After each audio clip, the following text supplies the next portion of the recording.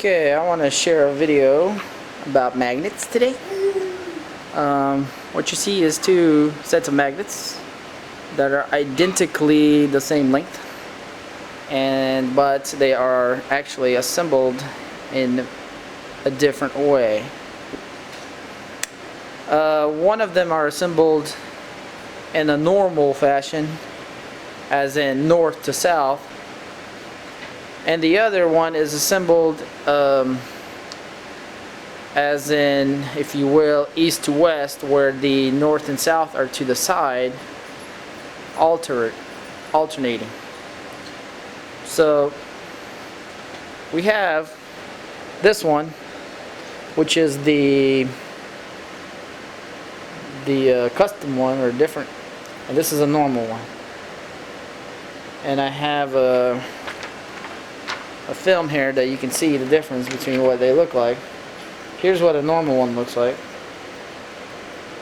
and here's what a custom one looks like. Now you can see how the field is very aligned compared to the normal one, which is very distorted and basically it just doesn't go anywhere, and you have your north and your south here, top and bottom. Here what you have is an extremely nice alignment of the flux being concentrated specifically in each magnet. So the strength of the magnets are able to work together, and plus have extra strength because of the way they're set up. Now, to show you how much difference this makes, this is the normal magnet, and I can just barely push it and it moves, which is very obvious, you know, which we all understand. It doesn't have much strength except at the very tips here, which if we would stand it up, you know, it would a lot be stronger, obviously. But on its side like that, it's almost worthless. Now if you take a magnet like this, which is aligned completely different than this, where all the north and souths actually combine their energy together and radiate out in all directions, you can see that this is extremely hard to move. I am pushing it very hard where my finger even creases. I don't know if you can tell that or not, but it is extremely hard to move. Extremely. I would say at least 20 times harder. I mean, I have to really push it, as you can see. So that is the difference between how these are set up compared to normal. Okay, now what I'm showing you is two ceramic magnets, round magnets. Actually, they are, I think, out of a microwave oven. And basically, we have a north and a south. So naturally, they stick together like that. Now, this is actually the way this works. Let's see if I can get this compass. Might not work. Okay, that's north, and that's south. North. So, being aligned like this, we have, what's interesting about this is that we have something interesting going on between them when they're together. When they're apart, it's obvious, but when they're together, there's something new that comes up. So these are very cheap magnets. As you can see, the flux field, especially on the bottom one, is very corrupt. Anyways, all looks pretty normal, right? Yeah, pretty normal. But if I take them and I stand them up like this, and now you're going to see what's not normal. Basically what's happening is both of the magnets being in this way, north to south, south to north, are creating a field, and a very strong field that radiates out pretty hard. as you can see right here. So basically that's where the magic happens, at least what I think. Now if we separate this, actually this will probably roll away from me here. I have to be careful here. But whoops, dropped my film. You can see that that line exists there, but it's in very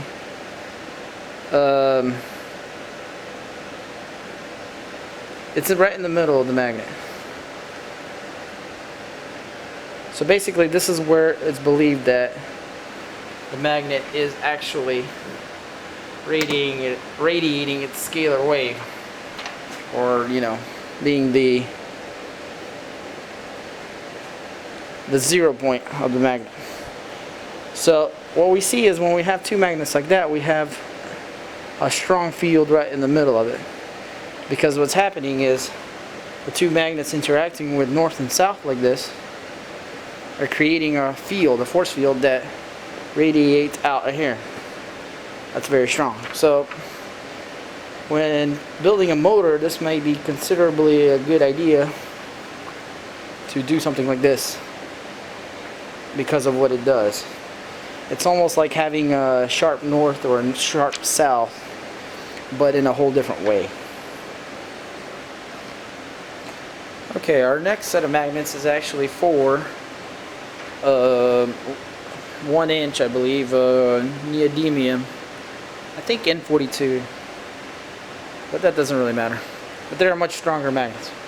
So basically what we got here is the same thing going on, but because they're 4, we see the same thing we would see here as on these two, and the same thing we would see on the top and bottom and all around. But the difference between 4 and 2 is now we're actually creating a different field altogether. So if I can set this down without killing myself. What's happening now is the energy is actually, because there's 4, is now saturated right here in this empty spot right here. As you can see, there's a very sharp energy flux coming out of there, because it's being concentrated completely right here. So, and I can be, let's see, I'm about a good 1.5 inches away right there.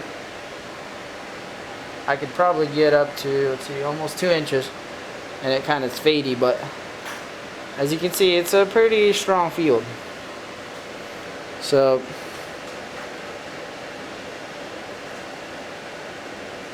this is what happens when you have 4. You can start using it this way. So all these 4 concentrate the energy right in the middle. So what we have is, let's say, north-south, north-south. So all these basically are looping between each other to create the 0 point field that's very strong right in the middle, as you can see. Now again, this could work very well on a motor if it's done right, and you can use the strong field to the advantage if you needed a sharp field like that. It's very strong.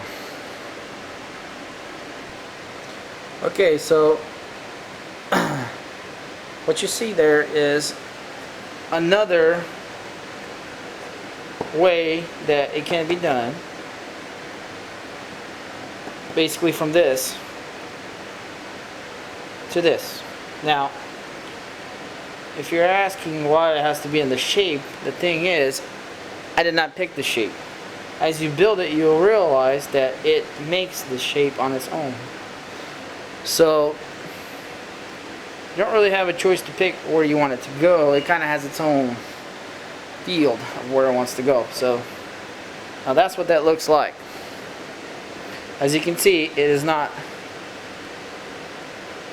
a normal looking thing. The fields are being very carefully organized and rerouted to different spots. So that's what that looks like. Now I don't know if I can put this on the side or not. Let me try. Well, kind of took it apart, huh? Well, I guess you can see what that looks like. That would be one of the shapes.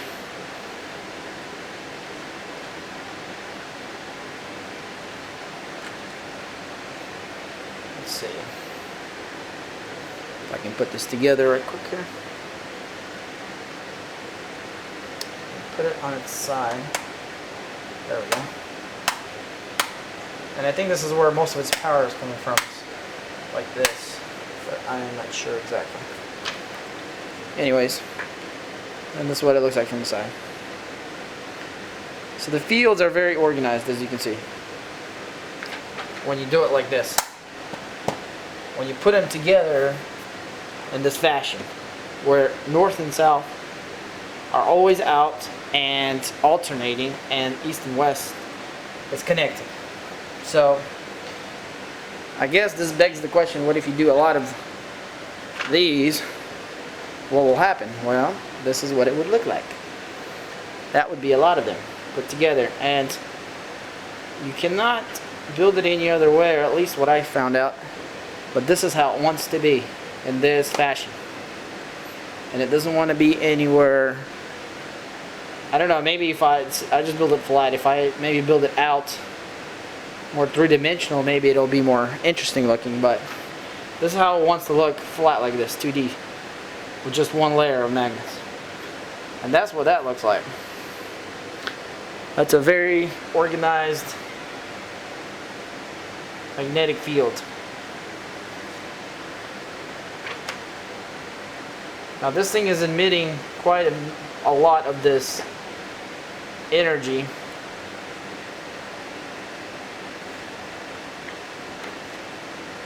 But in very fine detail. Most of the energy seeps out, as you can see, out of these corners here. A lot of this middle stuff, I believe, is not really doing anything, but it's trying to support each magnet through its own way, which eventually comes out to here. But it doesn't seem like it builds up the field stronger. It just looks very interesting. It's there, each magnet supports each other in the field. Anyways, it'll stick to this obviously, and very hard to move it also. Not tremendously hard as this one. It's very hard to move.